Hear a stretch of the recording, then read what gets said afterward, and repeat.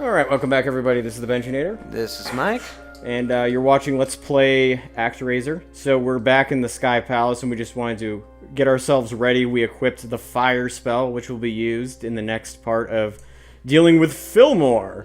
So, last time, of course, we built the city, but our local seer, Oracle Woman, was having disturbing villages of the Minotaurus, who is infesting the area, and she has humbly asked us to take care of it, because we're God, and we tried sending lightning down the hole where the Minotaurus is living, but that didn't do anything, so we're going to have to do a surgical strike.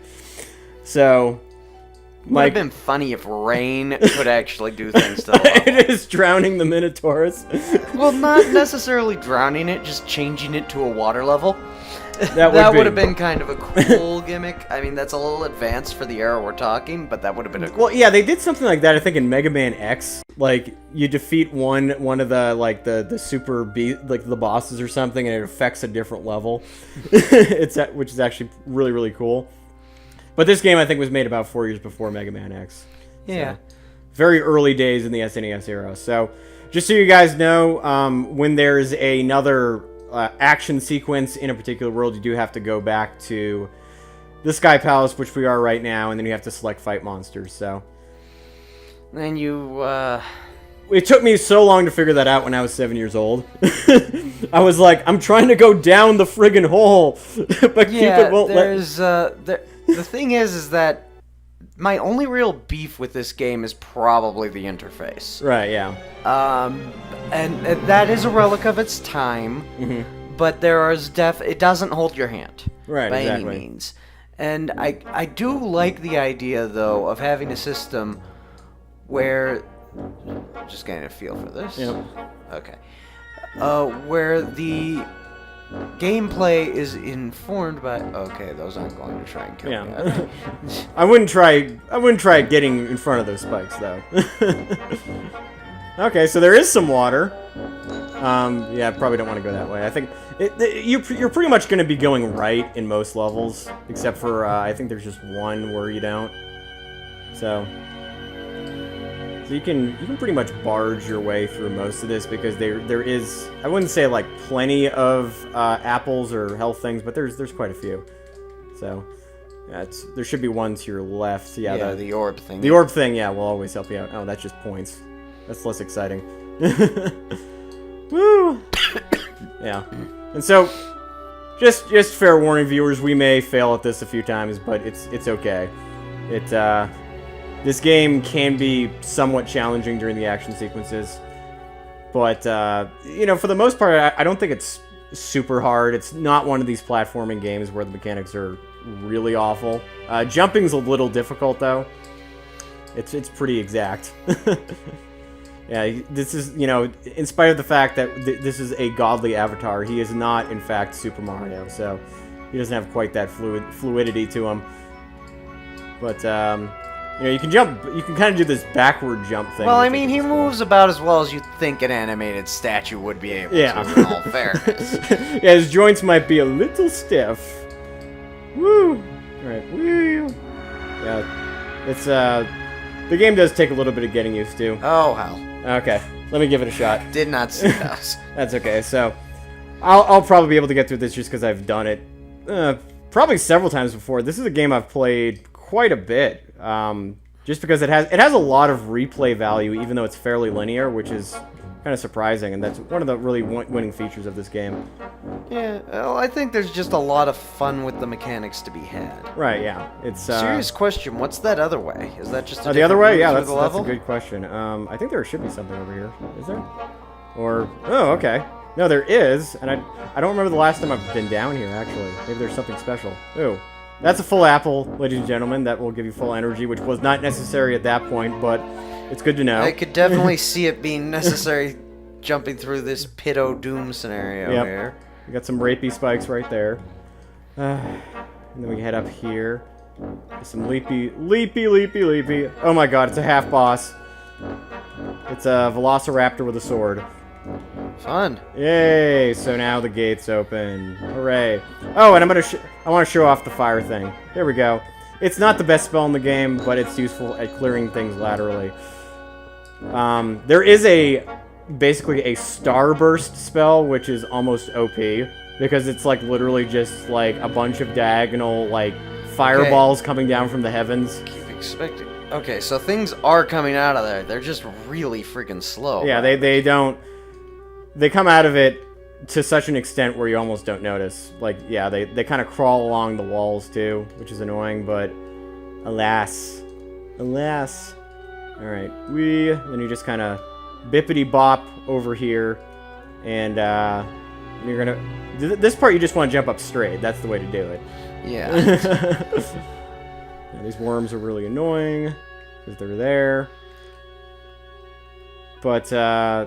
I mean, this gameplay is very Metroidvania-y, but it's just not as fluid, sadly. Right. It's unfortunately you don't get to go. You're not Samus Aran. You don't get to hang out in a little ball, which is kind of disappointing. Oh, I needed that. Whee! So you just gotta keep charging through here, and now we get to fight the Minotaurs, which is exciting. And of course, there's Aurora Borealis in the background because why the fuck not? So this guy is actually pretty easy because like he just stands there in his stupid little Speedo the whole time. There is so much punishability happening there. Yeah, it's just so easy to hit him in that As long as you're regard. not at like half life, you can just bully kit that. Yep. Yay, we've cleared Filmore. And so now we're gonna get a chance to go back to Filmore and hopefully build some more stuff. And we're conveniently leaving our statue here. Yay, we're rid of the monsters. Oh man, was that the Oracle? Yeah. the Oracle? Oh, that's too bad. Poor Oracle. Such a nice Oracle too. So basically, what they're saying is like after you clear the monsters here, they're saying yeah we can take care of ourselves for a while. And now of course we're gonna have people doing essentially a rain dance for us for all eternity outside the shrine. So let's do some fast forwarding for a little bit. Get some level ups. That's good stuff. See if they rebuild. So now they should be at full capacity. They should be able to build everything that they can.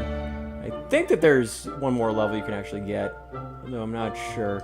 Okay, so now I think we should be at maximum capacity. Although let me just take down a few more of these log cabins, and then they'll build them back, and then we'll be. I believe Filmore should be totally complete as far as population is concerned. And like I was telling Mike, sometimes this is good for getting like an item that you might not be able to get otherwise, but really it's just all about getting the level ups and so forth. So let's see if we're just gonna make sure that we've got everything. I think we should be okay.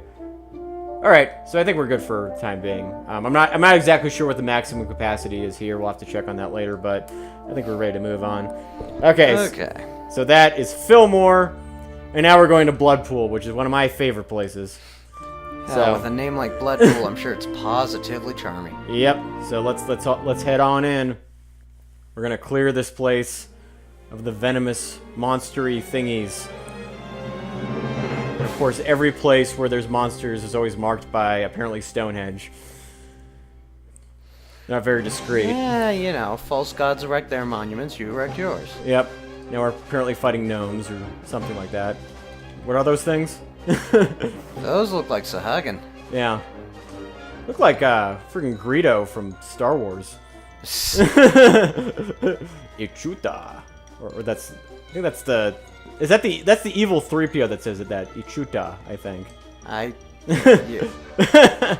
seriously don't remember. Oh, okay. Oh, those are snake people. Interesting. Yeah, snake people. They're kind of like these reptilian beast things. But this level can be tricky because you have a bunch of stuff that falls, and there's like there's mud down there, and if you get stuck in the mud, you pretty much die. It's all kinds of painful.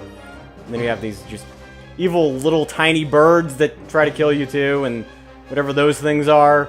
This is like just a hodgepodge of weird monsters for the most part. But of course, the background music, Mike and I can't really hear it now, but it's pretty freaking awesome. It's one of the more epic themes.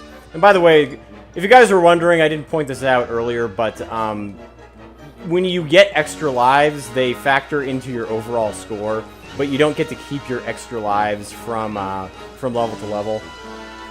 So, unfortunately, you can't really stockpile. Alright, so here's our first monster, which is basically like, what is that, like a friggin' That's a manticore. Manticore? Okay. Manticore. I didn't know if it was a manticore or a griffin or something like that. I'm pretty sure it's a manticore. Okay. So how you deal with this guy is he jumps over here. This actually takes a little while, but you can actually... Oh, I missed. Damn it. But if you really want to do this the slow way, you can just kind of hit him like this, but sometimes it's better to just barge right in. So we're going to try that the next time he's over here. So we're going to just jump and then out. Just at least hit him twice. And this is... You'll see this more typically as we go on, is that the monsters have like particular patterns that you have to kind of deal with. So, this guy's crafty. Wow.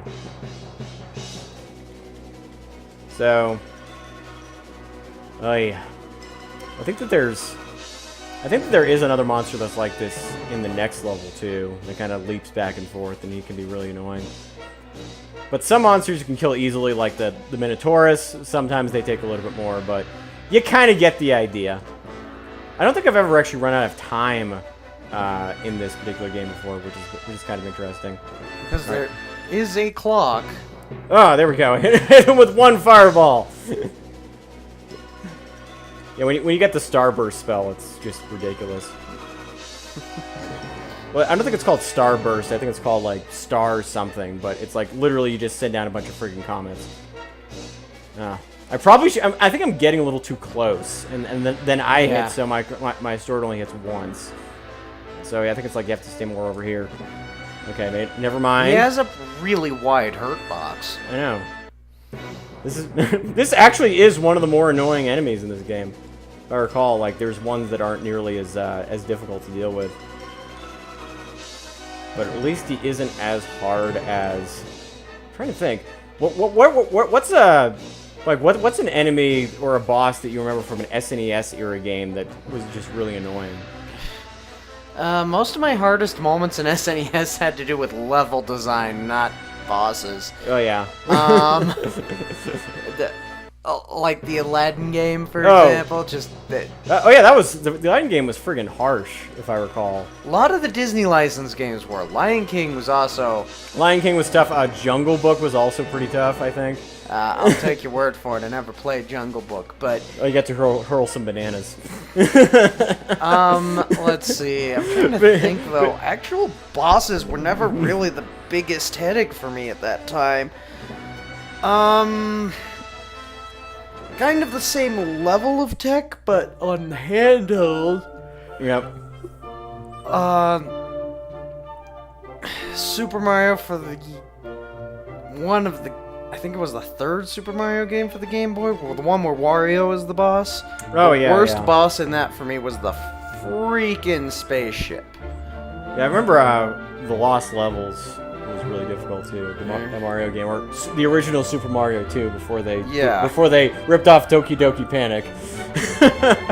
All right, guys. So we've managed to save Filmore, and we've cleared Bloodpool the monsters. So now we're going to start rebuilding the civilization, which Mike is going to be doing in the next video. So thank you guys for watching. Let's play Actraiser. This is the Benjinator. This is Mike. We'll see you guys next time.